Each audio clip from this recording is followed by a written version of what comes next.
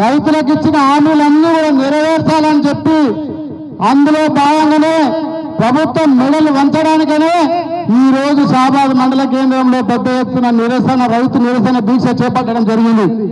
మీరందరూ చూసినారు గ్రామాలలో పెద్ద ఎత్తున ఈ రోజు ఇంత పెద్ద ఎత్తు కార్యక్రమానికి వచ్చిన గౌరవనీయులు పెద్దలు మాజీ ఐటీ పరిశ్రమల శాఖ మంత్రులు మన party working president KT Rama Rao అన్న గారికి, గౌరవ మాజీ మంత్రివర్యులు స్థానిక మహేశ్వరం శాసనసభ్యురాలు గౌరవనీయులు సబితా ఇంద్రారెడ్డి గారికి, మరొక పెద్దలు గౌరవనీయులు మాజీ మంత్రివర్యులు శ్రీనివాస్ గౌరవ గారికి, అదేవిధంగా పెద్దలు ఆర్ఎస్ ప్రవీణ్ కుమార్ గారికి, మాజీ మంత్రివర్యులు హోంమంత్రి శాఖ మంత్రి మహమూద్ అలీ అన్న గారికి, అదే కాకుండా ఈరోజు శాసనసభ్యులు పాడి కౌశిక్ రెడ్డి గారికి, తెలంగాణ టైగర్ పాడి కౌశిక్ రెడ్డి గారు, అదేవిధంగా శాసన మండలి సభ్యులు గౌరవనీయులు నవీన్ రెడ్డి గారికి, మాజీ శాసనసభ్యులు గౌరవనీయులు మహేష్ రెడ్డి గారికి, ఆనంద్ గారికి, అంజన్ యాదవ్ గారికి, ఇంకా సీనియర్ చాలా మంది సీనియర్ వచ్చిన వాళ్ళందరూ కూడా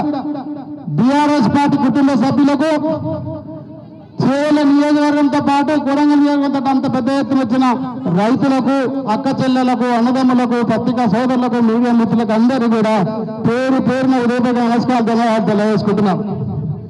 ఇప్పుడున్న ముఖ్యమంత్రి రేవంత్ రెడ్డి గారు ఎన్నికల ముందు పిసిసి అధ్యక్షుడుగా ఉండి పెద్ద ఎత్తున గ్రామాల మీటింగ్ బహిరంగ సభలలో ఒక్కొక్క సభలో చేయాలని అక్కడ అన్ని సభలలో డిక్లరేషన్ అని పెట్టి అనేక హామీలు ఇచ్చినారు. ముఖ్యంగా రైతులకు ఇచ్చినారు. కేసీఆర్ గారు ఎకరకు 5,000 ఇస్తున్నాడు.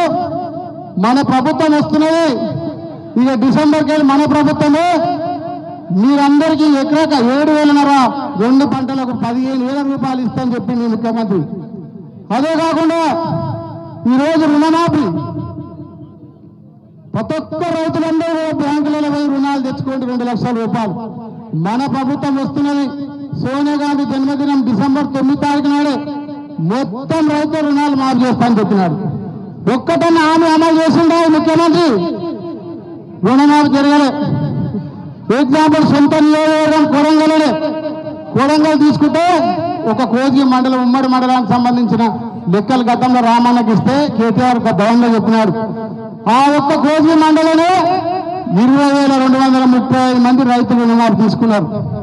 అక్కడ జరిగిన రుణమాఫీ ఎంతంటే 8,645 మంది రుణమాఫీ జరిగింది. అంటే 35% కూడా సొంత నియోజకవర్గం కొడంగల్లో కోజిలో కూడా జరగలేదని మీకు అందరూ తెలియజేసుకుంటున్నాం. ఎక్కడ రుణమాఫీ కాలేదు. ఇక రైతు భరోసా మాకు అందరూ తెలుసు, మీ అందరు రైతులందరూ తెలుసు. గతంలో ఏం చెప్పినాడు? దేవుని మీద ప్రమాణం చేసి దేవుని మీద ఒట్లు పెట్టి రైతు బంధు ఇస్తా, రుణమాఫీ చేస్తానంతా చెప్పినాడు. కానీ ఎన్నికలు అయినాక, పార్లమెంట్ ఎన్నికలు అయినాక ఎక్కడ కూడా రైతు బంధు ఇవ్వలే, రైతు భరోసా ఇవ్వలే. ఇప్పుడు ఏం చెప్తున్నాడు? 26 తారీఖు నుంచి రైతు భరోసా ఇస్తా అంటున్నాడు. గతంలో రైతు భరోసా ఏం చెప్పినాడు? వినాయక చవితి పండుగకి ఇస్తాడు, దసరా పండుగకి ఇస్తాడు, దీపావళి పండుగకి ఇస్తాడు, సంక్రాంతి పండుగకి ఇస్తాడు. అన్ని పండుగలు అయిపోయినాయి.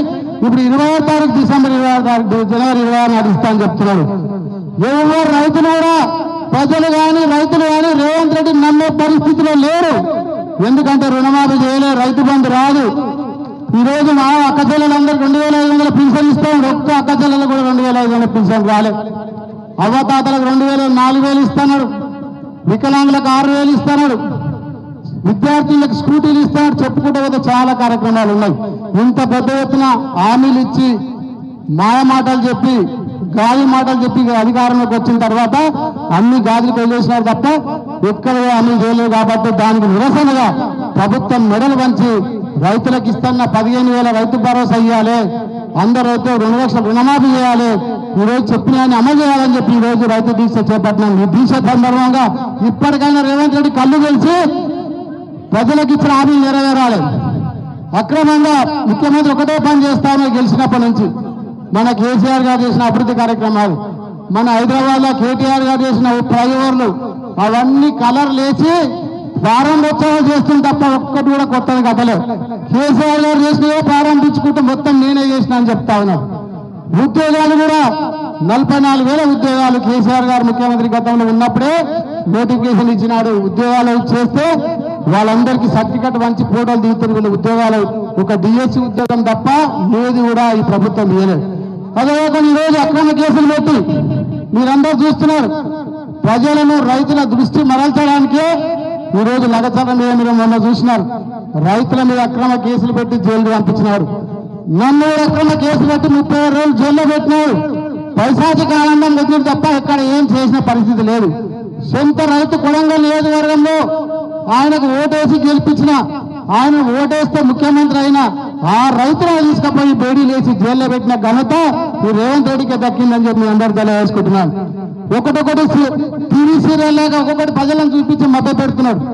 లగచర్ల ఘటన అయిపోయినాక అల్లు అర్జున్ తీసుకొచ్చింది. అల్లు అర్జున్ అయిపోయినాక మళ్ళీ కేటీఆర్ గారి మీద కేసు పెట్టి మొన్న అక్రమ కేసు పెట్టి ఈరోజు మభ్య పెట్టి ప్రజల దృష్టి మరల్చినట్టు చేస్తాను తప్ప ఒక్కటి కూడా హామీ అమలు చేయడం లేదు. ఇప్పటికైనా కళ్ళు వేసి రేవంత్ రెడ్డి గారు ప్రజలకు ఇచ్చిన హామీలు కానీ రైతులకు ఇచ్చిన హామీలు అమలు చేయాలని చెప్పి తెలియజేసుకుంటున్నాను. అదేవిధంగా షాబాద్ మండలాన్ని మనం అందరం చూసినాం. గతంలో ఏ విధంగా అభివృద్ధి చేసినాం. ఇక్కడ సందనల్లిలో గతంలో పెద్దలుగా కేటీఆర్ గారు ఐటీ శాఖ మంత్రి, పరిశ్రమల శాఖ మంత్రి ఉన్నప్పుడు, నేను ఎమ్మెల్సీగా ఉన్నప్పుడు అక్కడ ఉన్న 1500 భూమి ప్రభుత్వ భూమి, మొత్తం ప్రభుత్వ భూమిని రైతులను ఒప్పించి 1500 భూమి సేకరిస్తే ఇప్పుడు పెద్ద ఎత్తున కంపెనీలు వచ్చి మన షాబాద్ కానీ సందనల్లి ప్రపంచ పటంలో నిలిచిన ఘనత ఎవరిదంటే మన వర్కింగ్ ప్రెసిడెంట్ కేటీఆర్ గారు అని చెప్పి అందరూ తెలియజేసుకుంటున్నాను. షాబాద్లో చూసినారు 20-30 లక్షలకు ఎకరం ఉండే, సందనల్లిలో ఇండస్ట్రియల్ వచ్చిన తర్వాత 3 కోట్లకు ఎకరం షాబాద్లో పలుకుతుందా మీకు అందరూ తెలుసు. అట్లాంటి డెవలప్మెంట్, అట్లాంటి అభివృద్ధి మన ప్రభుత్వం చేస్తే ఎక్కడ అభివృద్ధి చేయకుండా కేసీఆర్ గారిని, కేటీఆర్ గారిని కేసు పెట్టి భయప్రాంతాలకు గురి చేసి ప్రభుత్వం ప్రయత్నం చేస్తాము. ఇప్పటికైనా మానుకొని ప్రజల మీద దృష్టి పెట్టి అభివృద్ధి కార్యక్రమాలు చేయాలని చెప్పి కోరుకుంటూ ఇంత పెద్ద ఎత్తున ఆదాయం ప్రతి ఒక్కరికి